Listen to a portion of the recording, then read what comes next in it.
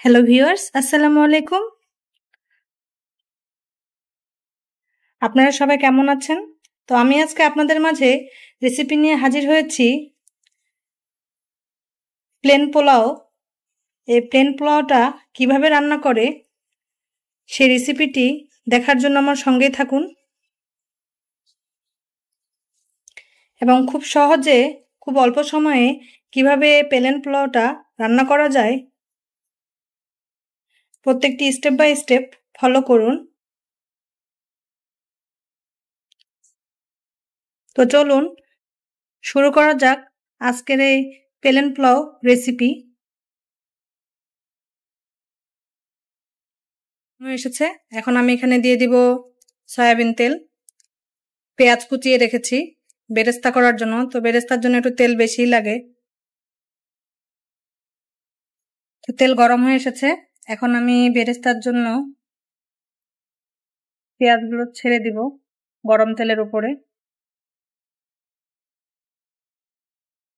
আমি পেঁয়াজটা লম্বা করে কেটেছি, আপনারা চাইলে গোল গোল করে কেটেও বেরেস্তা বেরেস্তা করে বানাতে পারেন।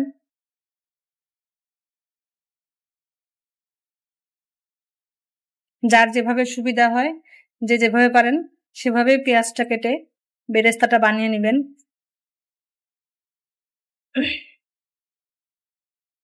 দেখুন পেঁয়াজের বেরেস্তাটা আমার হয়ে আসতেছে, হালকা হালকা কালার চলে এসেছে।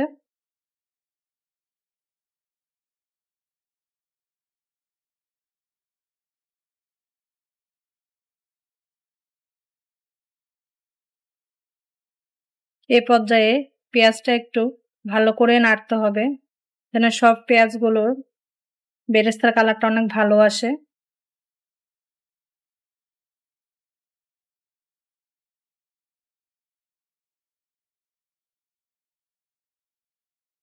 আর জালটা একেবারে লো আঁচে রাখবেন, বেশি হাই আঁচে রাখবেন না বা মিডিয়াম আঁচেও রাখবেন না।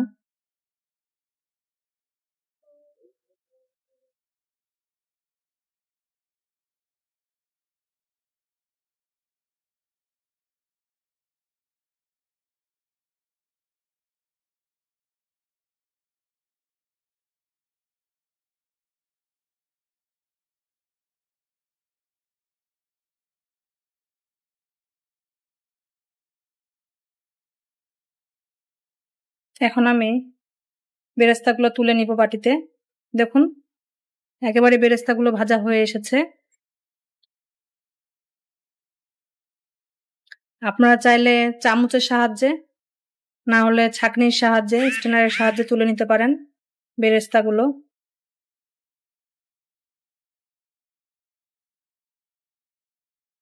বেরেস্তাটা আমার ভাজা হয়ে এসেছে, বাটিতে তুলে নিয়েছি। এই কড়াইয়ের মধ্যে আমি বেরেস্তাটা ভেজে নিয়েছিলাম, এই তেলেই আমি চালগুলো সব ভেজে নিব, তেলটা নষ্ট করব না।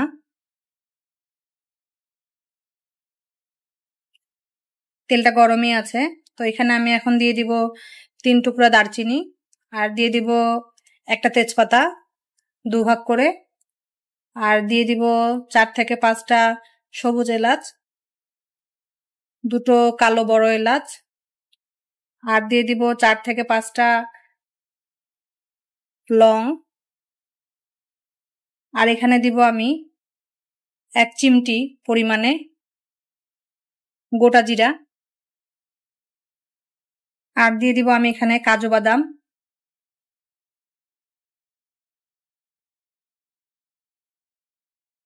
আর কয়েকটা কিশমিশ আমি হালকা করে ভেজে নিব। কে ধুয়ে রাখা ঝেড়ে রাখা ছোলার চাল, আমি এখানে চিনি গুঁড়া চালটা ইউজ করেছি, আপনারা চাইলে অন্য কোনো ছোলার চালও ইউজ করতে পারেন।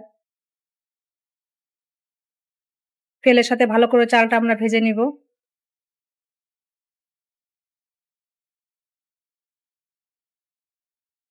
তো চালটা আমি গরম তেলের সাথে মিক্স করে নিয়েছি মশলাগুলো সব সহ। এখন আমি এখানে দিয়ে দিব 1 চা চামচ ঘি, তাহলে পোলাওটা ঝরঝরে হবে আর ফ্লেভারটা অনেক ভালো আসবে।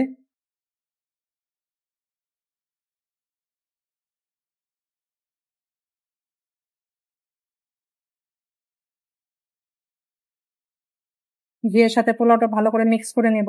আর আপনারা চেষ্টা করবেন এই পোলার চালটা ননস্টিক কড়াইতে ভাজার, তাহলে ভাজাটা অনেক সুন্দর হবে আর লেগেও যাবে না নিচে।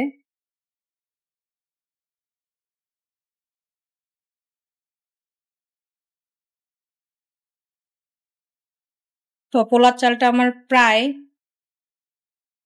ভাজা হয়ে যাচ্ছে। তো এই সময় আমি দিয়ে দিব কুচিয়ে রাখা গাজর।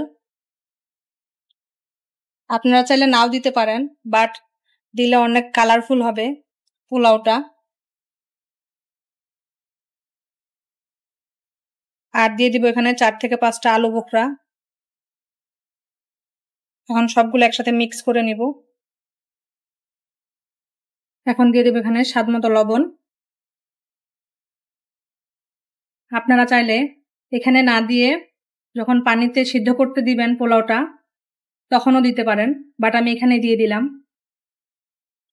তো দেখুন চালটা আমার একেবারে ভাজা হয়ে এসেছে।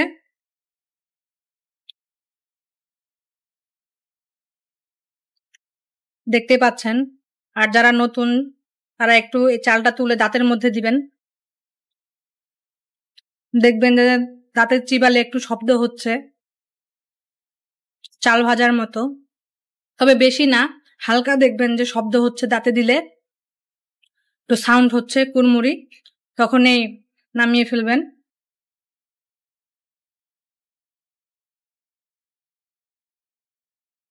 তো আমার চালটা হয়ে গিয়েছে, আমি চুলা অফ করে দিব।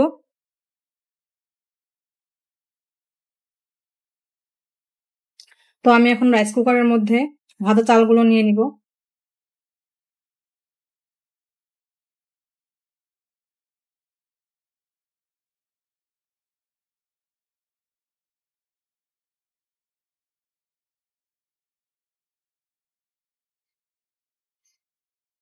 তো আমি এখন এখানে পানি দিয়ে দিব। আমি আগে গরম পানি করে রেখেছি, ফুটিয়ে রেখেছি পানিটা।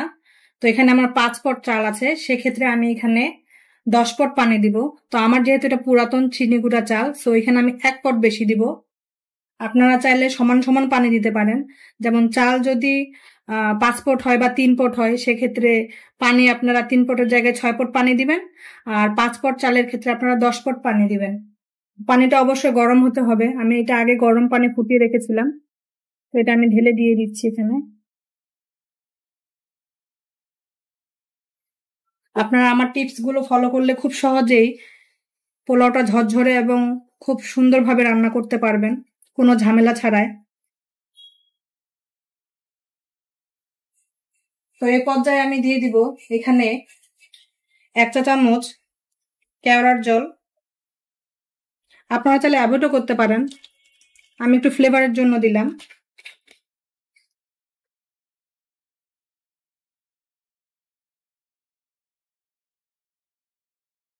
ভালো করে নেড়ে দিব।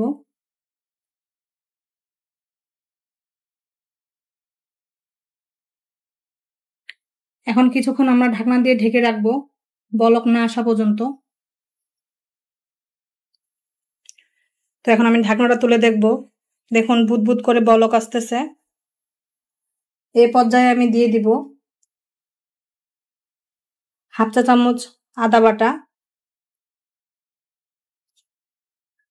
এবং দিয়ে দিব 1/2 চা চামচ রসুন বাটা,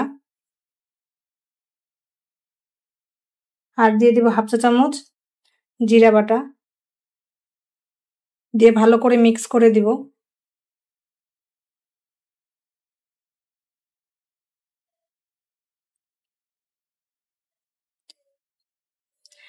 আপনারা চাইলে আদা রসুন জিরার পেস্টটা আগেও দিতে পারতেন। আমি একটু পানিটা গরম হওয়ার জন্য, চালের সাথে যেন পানিটা বুদবুদ করে উঠে, সেজন্য অপেক্ষায় ছিলাম। তাহলে জিরা আদা এবং রসুনের পেস্টটা ভালোভাবে গলে যাবে, নাহলে এক জায়গায় দলা পেকে থাকতো। এখন আমি দিয়ে দিব এখানে 1 চা চামচ পরিমাণে গুঁড়া দুধের গুঁড়ো। ফ্লেভার এবং টেস্ট দুটোই খুব ভালো হবে, আর ঝরঝরেও হবে গুঁড়া দুধ দিলে।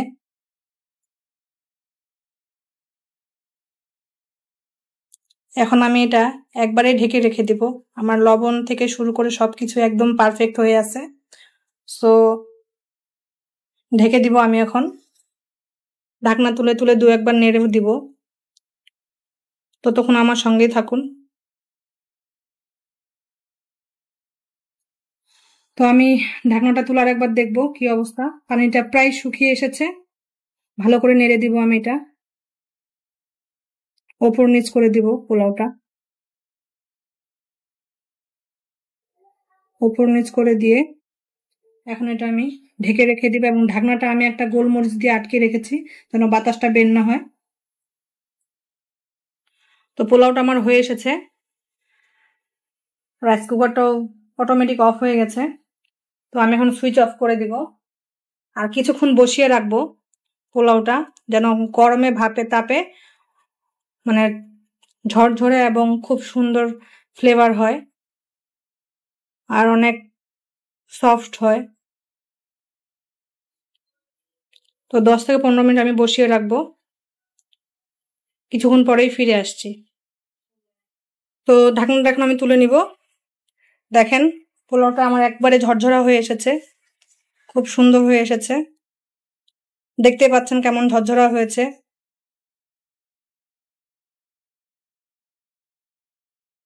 তো আশা করি রেসিপিটি দেখে সবাই খুব সাধারণভাবে বাসায় পোলাও রান্না করতে পারবেন খুব অল্প সময়ে।